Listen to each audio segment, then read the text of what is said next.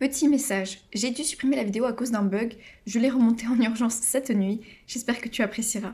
Je t'invite à la regarder au moins en 1,5 et n'hésite pas à venir discuter sur toutes ces stratégies et ces mécanismes, je te répondrai avec plaisir. Bon visionnage! PS, à 16h01 donc 1 minute après la publication de la vidéo, j'avais déjà pris 2 dislikes. Donc à moins que tu aies regardé la vidéo en x22, ce dont je doute, je t'invite à la regarder avant de disliker. Et surtout, si tu n'es pas d'accord, viens débattre en commentaire, ça sera avec plaisir. Voilà, n'hésitez pas à liker après avoir regardé la vidéo pour combattre ces rageux.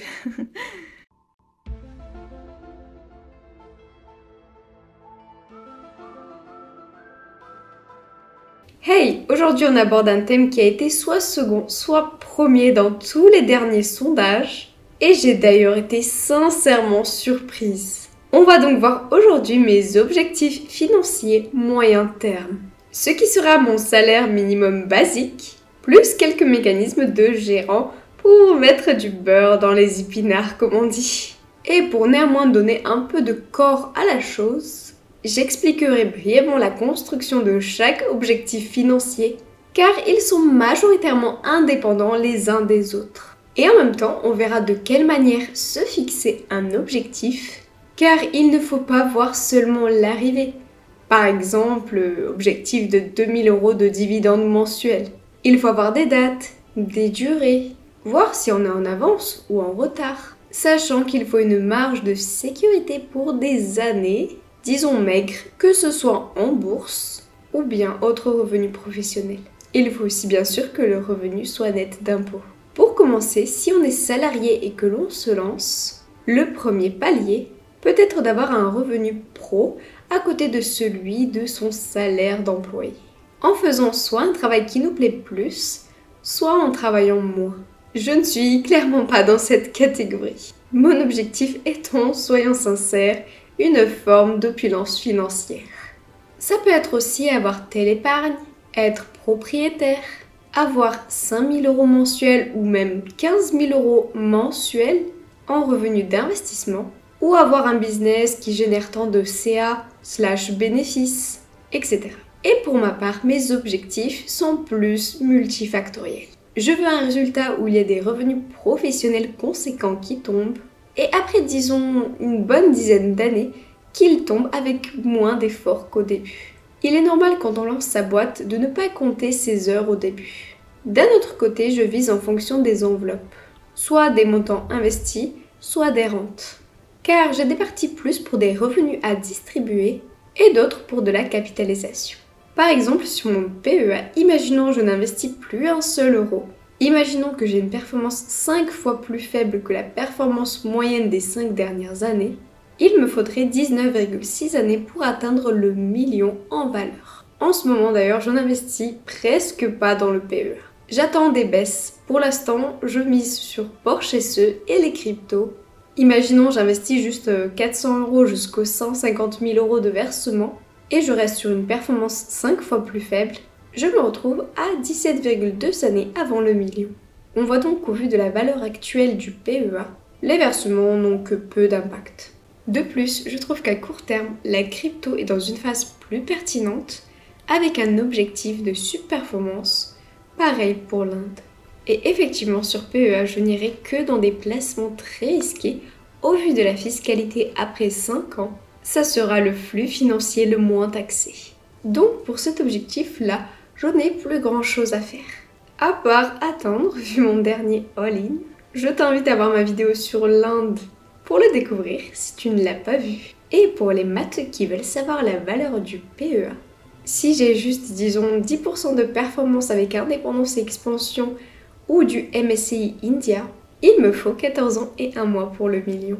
Après, il faudra déduire la performance du Nasdaq levier avec un DCA sur 5 ans pour savoir la part de versement et d'intérêt. J'adore ce type de calcul personnellement.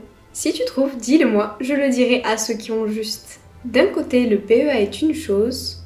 D'un autre côté, je vise aussi des revenus issus de dividendes étrangers via CTO.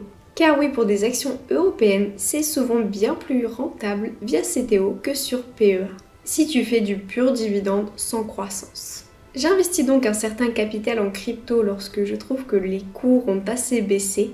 Je vends malgré la fiscalité que j'atténue en l'anticipant. Puis j'investis sur des actions que je trouve massacrées, type Porsche SE, ou LVMH à 640 € il y a 2 mois, ou encore Stellantis à 12,9 € lorsque j'en avais parlé il y a un an.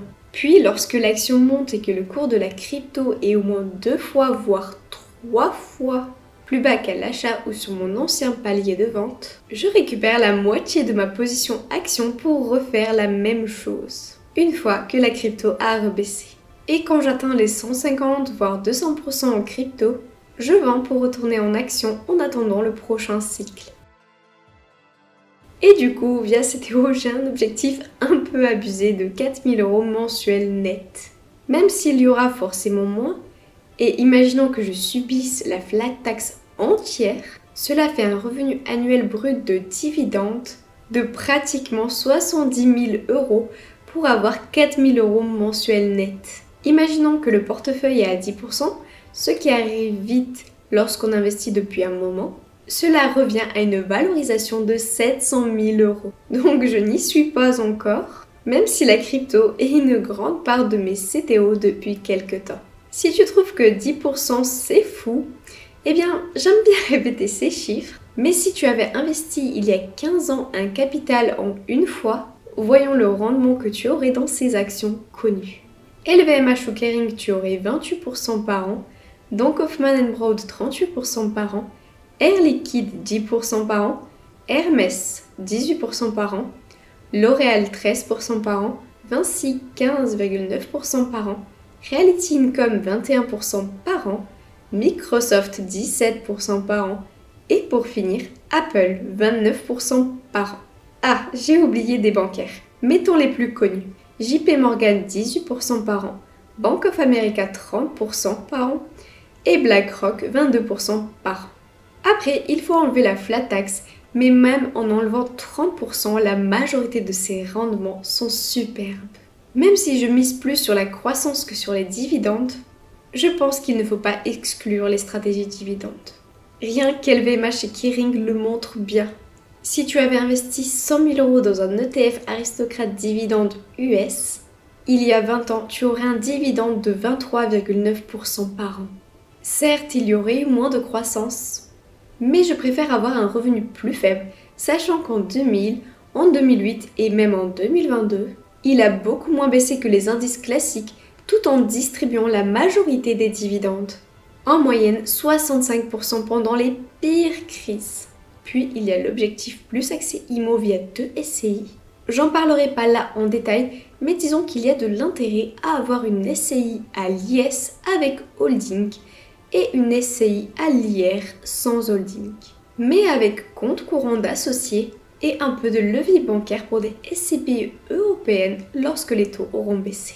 Par contre, je ferai une vidéo dédiée, mais souvent la holding n'est pas le plus pertinent et rajoutera plus de frais comptables qu'autre chose.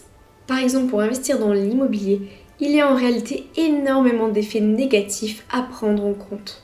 Dans mon cas par exemple, je sais qu'il sera bien plus facile de faire de la dette bancaire sur ma SCI à l'IR sans holding que sur celle qui sera à l'IS. Si c'est un thème qui vous intéresse, je ferai une vidéo dédiée. J'ai vraiment travaillé avec pas mal de courtiers et c'est quelque chose d'assez récurrent à revenus égaux. Ils préfèrent vraiment le particulier sans holding. Et dans tous mes achats des SCPI européennes par mon compte courant ou dans mon régime mère-fille plutôt que de payer de l'IS dans le vent, il faut noter qu'en tant que CGP, j'aurai des commissions sur mes propres achats, donc moins d'IS. Plus d'achats, plus de loyers et plus de commissions. Donc le compte courant d'associé est très pertinent et la fiscalité ridicule si c'est bien fait. Vu mon âge, je pourrais faire largement durer le compte courant sur 20-25 ans. La SCI étant à l'IR, je peux donc récupérer les loyers de la SCI à l'IR que j'ai reçus en perso pour reprendre des SCPI au nom de la SCI, augmenter la dette de la SCI envers l'autre société et envers moi en perso. Et quand il y aura des années où je n'aurai pas besoin de loyer, je rembourse le compte courant de ma SCI envers ma SARL. Ce que je peux faire dès que je manque de bénéfices sur mon cabinet de gestion de patrimoine. Pour utiliser le mécanisme qui permet d'investir 34 000 euros par an par la société pour nous, en perso, qu'on verra un peu juste après. Si je manque de bénéfices, je fais ça, et si j'en ai assez, je récupère tous les revenus en perso sur les différents emprunts de la SCI à l'IR. Et pour la SCI à l'IS, c'est plus classique. Il y a deux stratégies simultanées qu'on peut faire avec les deux SCI, qui sont très pertinentes et surtout dans mon cas, pour sortir du cash via plusieurs mécanismes.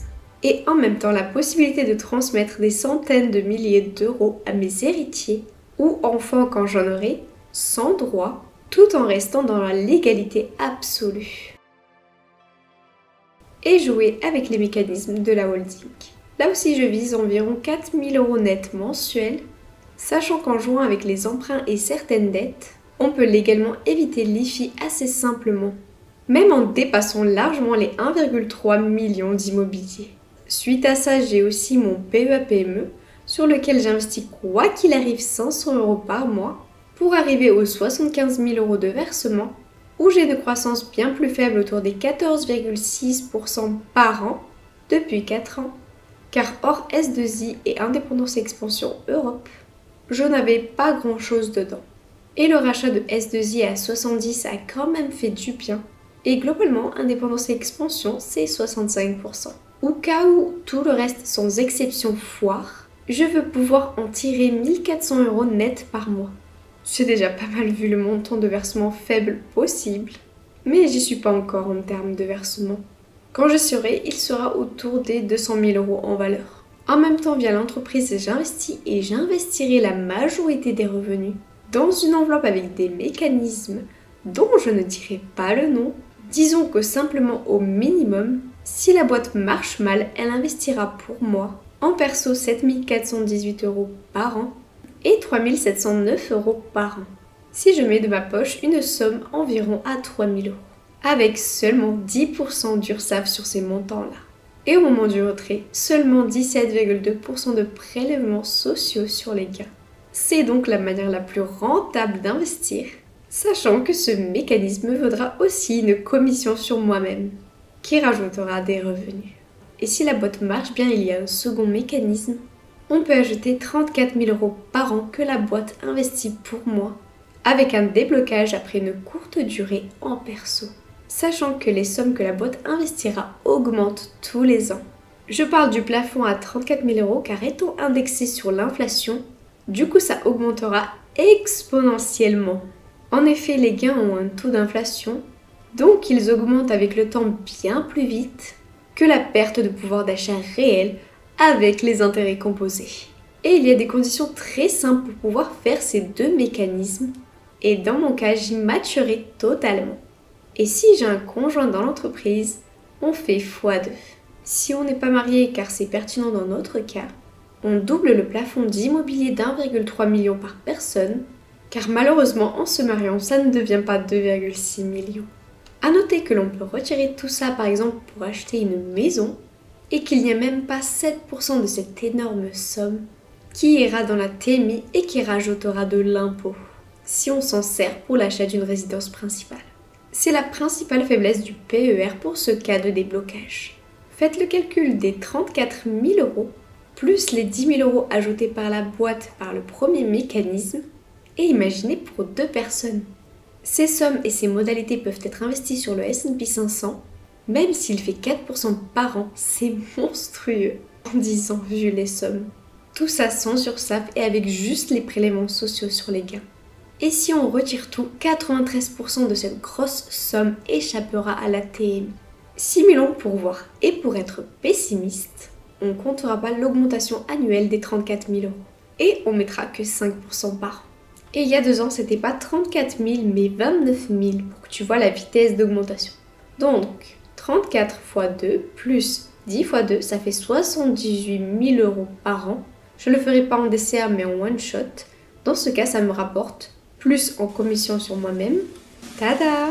Se dire que sur cette somme, on aura une infime fraction d'URSSAF et seulement les prélèvements sociaux sur les gains, c'est un peu comme si tu avais la fiscalité du PEA, avec du S&P 500 mais sans la limite de 150 000 euros de versement. Et c'est la société qui paie 90%. Si tu retires pour ta résidence principale, tu as 10% maximum qui va dans ta TMI. Et c'est donc ta société qui aura payé la maison. Bon après, je préfère emprunter avec une banque quand les taux sont plus bas et garder ça pour moi.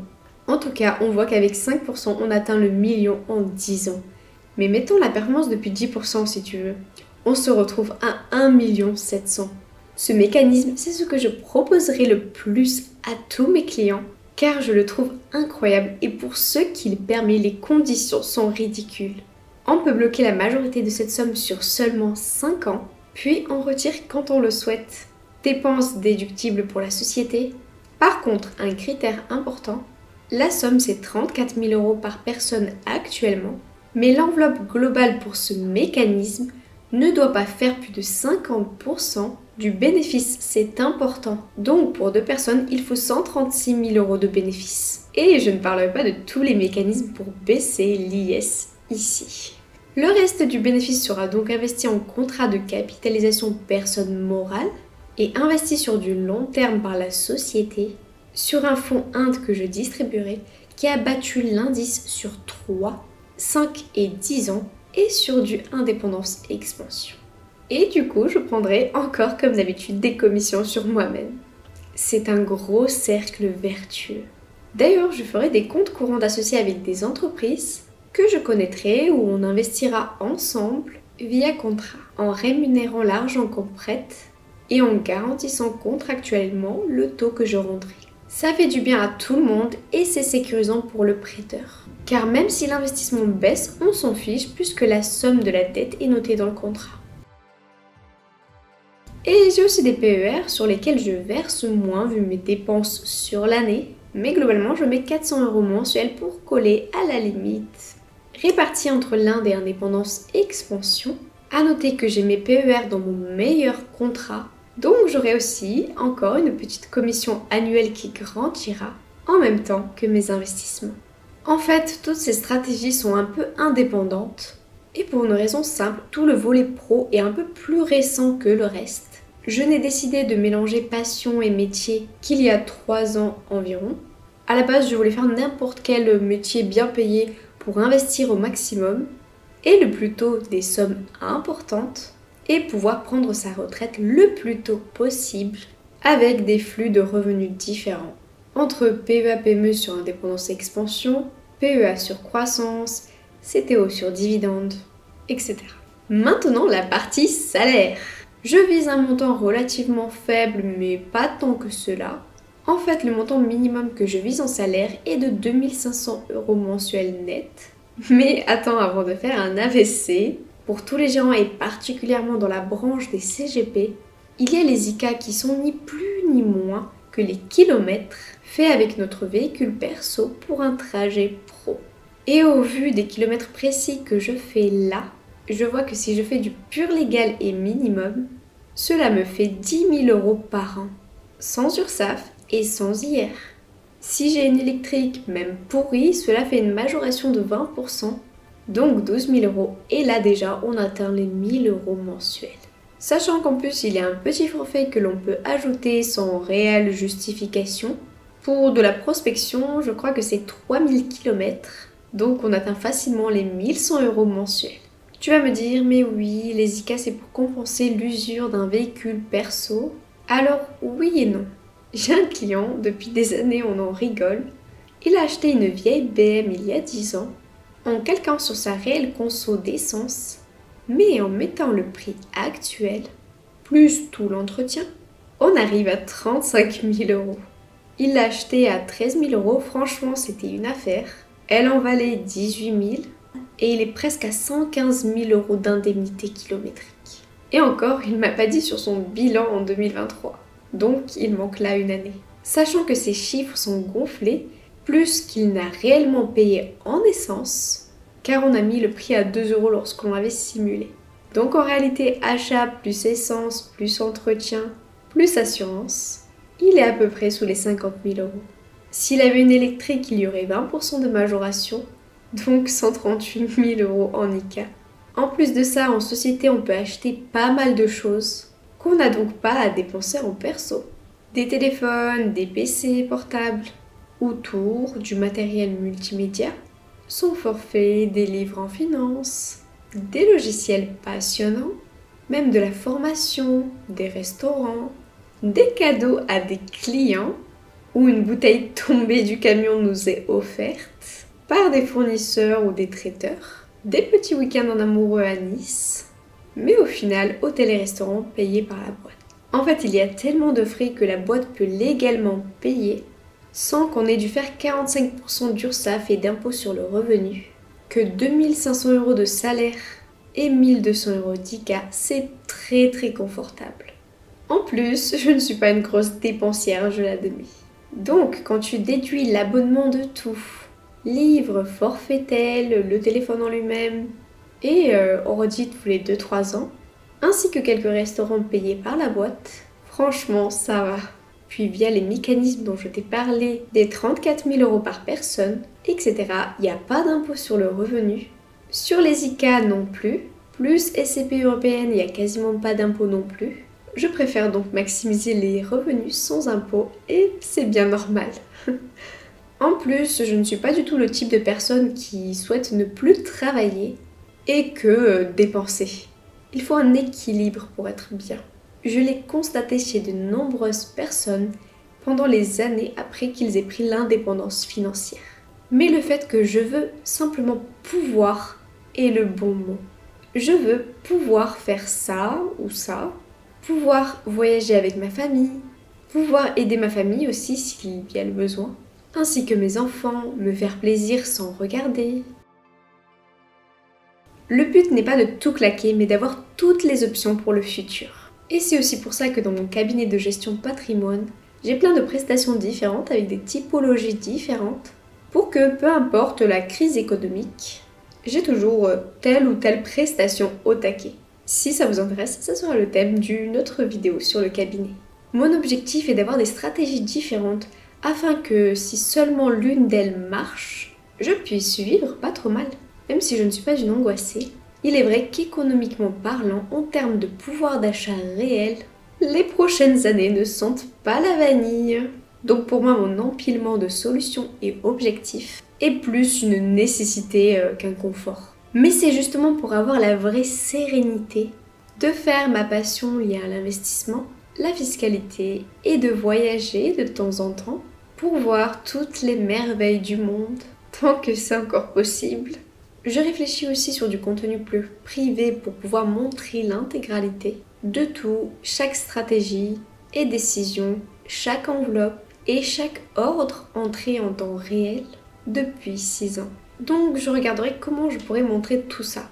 Je le dis d'office, en public c'est mort. Ça sera fatalement considéré comme de la publicité déguisée. Et en tant que CIF en exercice et CGP, il y a une réglementation lourde sur ce que l'on peut montrer ou pas, et encore plus stricte pour ceux qui ne sont pas clients.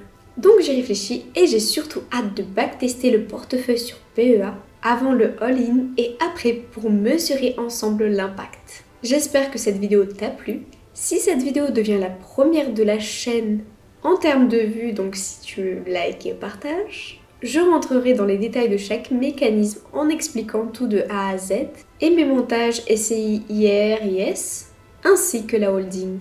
Bref, je montrerai tous les mécanismes avec taux pessimiste, prudent et optimiste. Tu verras à la fois ce que je proposerai à mes clients et ce que je fais pour moi. Après, je prends un peu plus de risques. Dis-moi si ce format t'a plu et n'oublie pas de voter pour la prochaine vidéo. Et n'oublie pas qu'investir, c'est avant tout ne jamais cesser d'apprendre. À très vite!